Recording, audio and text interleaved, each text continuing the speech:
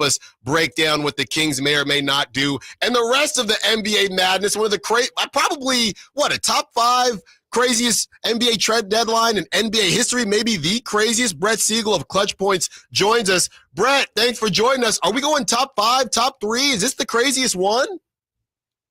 I think that when you look at all the moves that have been made, obviously today's been a little bit silent. Maybe we'll get some fireworks over the course of the last 2 hours here. But I think when you look at what happened this past weekend with Luka Doncic, Anthony Davis, De'Aaron Fox, and then you have this massive Jimmy Butler deal last night, I think that this is the craziest trade deadline that we've ever seen in terms of all-stars and championship-proven players that have won in the NBA Finals being moved.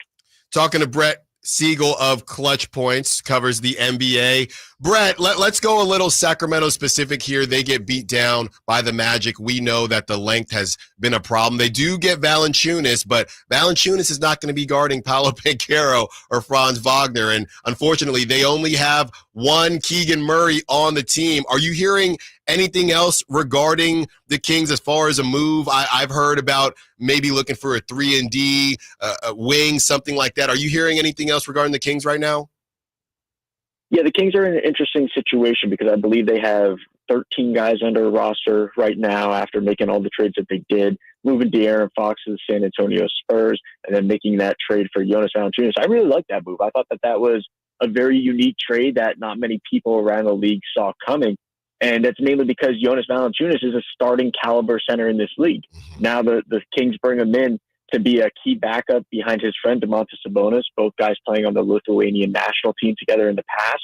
And there's even talk that there could be lineups there where they both are on the floor together, where you have two bigs for the Kings. You have Sabonis, who is more of a facilitating big man compared to Valanciunas, who's more of that bruiser type guy that's going to put in the dirty work in the paint and look to grab rebounds. So I like this move for Sacramento. I like the way that they've completely reinvented their team here.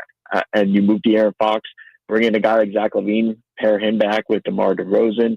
Valanciunas played with DeRozan back when they were with the Toronto Raptors. So you have a lot of familiarity with this veteran roster now. As far as other moves that we could see, the Kings are always looking for those 3-and-D guys, those athletic wings. And is there a guy out there that you can get for a cheap price? You still have Trey Lyles with that expiring $8 million contract. Is there potentially a player out there that could fit in with this team out on the wing and provide some extra depth there, especially because you do now have Valanciunas as that security blanket in your front court? So I think that the Kings are certainly still exploring the market. Whether or not they can get a deal done, I think that's looking a little bit more unlikely than likely, but it wouldn't shock me if Sacramento was to pull off another move. This is kind of a loaded question here, Brett, and we're talking to Brett Siegel, who covers the NBA for Clutch Points. Let's say they don't make another move, and this kind of goes to, Monty McNair spoke yesterday, and he kind of alluded to the fact that even in the summer, it felt like unless De'Aaron got the max, the super max, he might have been out the door, and fans were asking us, well, why didn't they just move him last season? And it's tough, right? But I guess what I'm trying to ask is, if they don't make another move to really solidify this roster, would that still make their decisions up to this point make sense? If that question makes sense, you see what I'm saying? Yeah, definitely. I think that when you look at De'Aaron Fox's situation as a whole, it became crystal clear to the Kings that there was no future there. You had contract extension talks go south. There was a really weird communication between Fox, Rich Paul, and the Kings ever since the offseason. And it just seemed like that this was trending towards a situation, especially after firing Mike Brown too, that Fox's exit was the writing on the wall. It was the elephant in the room that nobody really wanted to admit. But that is the reality of this situation that the Kings were facing. And so then the question became, well, you already went out and got DeMar DeRozan. You invested money into him. You invested all that money into Sabonis on his extension. This isn't going to be a rebuilding process. If anything, you're going to move Fox and get pieces that can set you up either in a better position to win because you have more depth, or into an equal position to win. And that's what they did by getting Zach LaVine. That's what they did by getting Jonas Valanciunas. And you did so by still keeping Keegan Murray. And I think that's the key here, where the Kings haven't wanted to trade Keegan Murray whatsoever through the years. Teams have inquired about him. There's been talks of him being in conversations for the Kings to get another star if they were to look to move De'Aaron Fox. Well, they moved De'Aaron Fox, they got Zach LaVine, and Keegan Murray is still there. So I think that when you look at what Monty McNair and the Kings have done, they've sent a message to the rest of the teams that they're not going anywhere in the West, and they're going to continue to look to make moves to remain competitive. I think that the other key aspect of all these trades is that they have a bunch of different trade exceptions that they can now use. After trading Kevin Huerter, they have that $16 million exception that can be used through next season. You have these little exceptions that could be used potentially in the offseason for deals. So I would absolutely anticipate Sacramento still staying aggressive, especially in the offseason. Talking to Brett Siegel, who covers the NBA for Clutch Points. Brett, just from a general standpoint for a second here, how does the league typically view retools? I mean, when we talk about retools, the first one that sticks out in my mind is when Kevin Durant left and OKC ends up getting Paul George. They try to make a run at it with him and Westbrook. That doesn't work out. OKC eventually blows it up, and it worked out for them. But, when I try to think about retools that ended up being quote-unquote successful, sometimes it's a bit hard. And with OKC doing their thing and the Rockets doing their thing, a lot of fans are on this blow it up route, but there are a lot of bad stories from rebuilds that they're still rebuilding. They'd be rebuilding for decades. How does the league typically view retools and how successful they can be? It really depends on the franchise, because there's a lot of different teams around this league that don't like to be over that first apron. They don't want to pay taxes, the New Orleans Pelicans being one of them. And I think that's a perfect example to look at of what this retool is going to look like. They just gave up Brandon Ingram last night to the Toronto Raptors. They don't really get back anything that sets them up for future success. They got that one first-round pick, but Bruce Brown's an expiring contract. Kelly Olynyk is a guy that is going to be going into the final year of his contract next season. Potentially he gets flipped at the trade deadline. So where do the Pelicans really go from here? They have an aging guy in TJ McCollum who has always been around that borderline all-star, secondary star type player.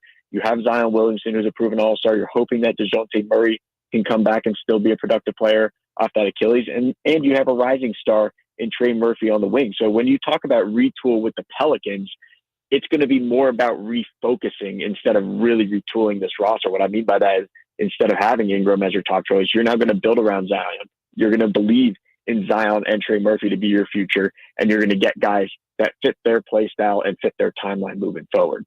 Yeah, and I don't know what happens now. I was a huge DeJounte Murray fan. I still am, but coming off that Achilles, we'll see what happens with him. Talking to Brett Siegel. A couple more for you, Brett Siegel of Clutch Points, for our trade deadline extravaganza.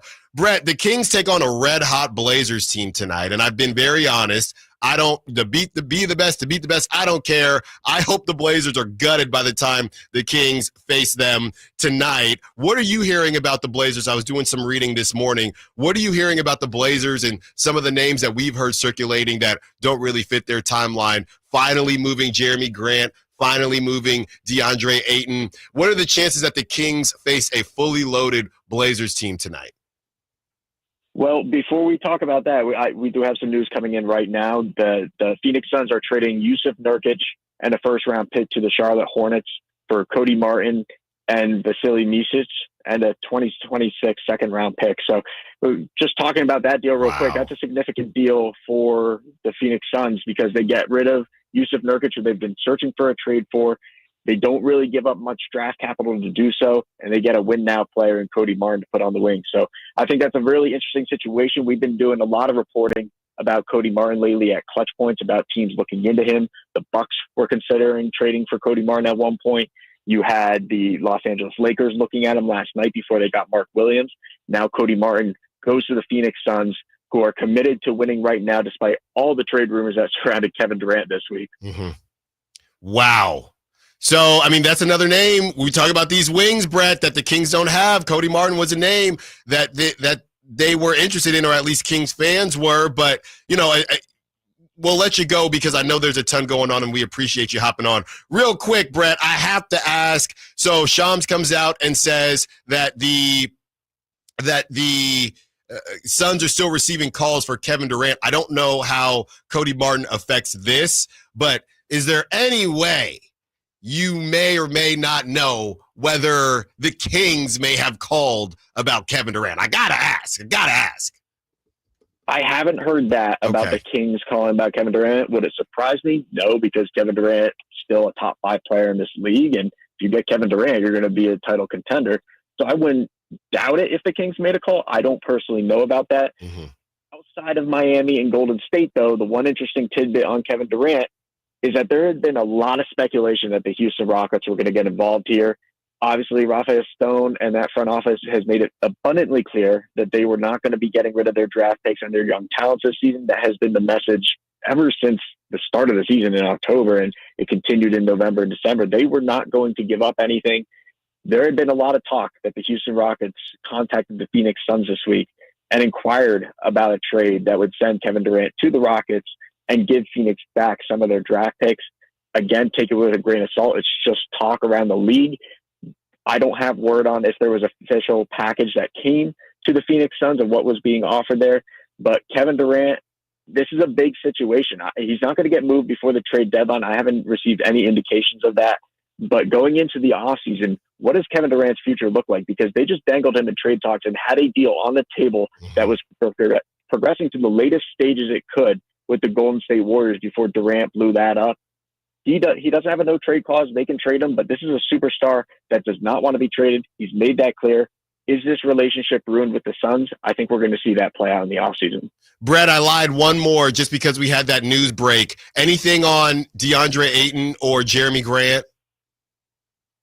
I haven't heard anything coming out of Portland. Obviously, they've been on that hot streak as of late. There was a lot of talk of teams targeting Robert Williams, and he's a guy that's still on the market up until this 3 p.m. deadline. As far as Jeremy Grant, DeAndre Ayton, I haven't heard of much interest in terms of teams wanting to take on Ayton's contract at this time. He still has another year left. He's above $30 million there. Hard contract for a center to move midseason. I would anticipate the Blazers revisiting where they are in the offseason, and then we're going to hear a lot more conversations about not only Ayton and Grant, but also Anthony Simon, since he will be in the final year of his expiring deal. Thank you so much, Brett Siegel of Clutch Points. Go follow Brett Siegel on social media. Also read all of his great pieces on Clutch Points. Brett, thank you so much. Hey, I enjoy the rest of your day. I know it's about to get crazy. A couple more hours, and then we have the aftermath. Thank you so much, Brett. Thanks, Alan. On the other side,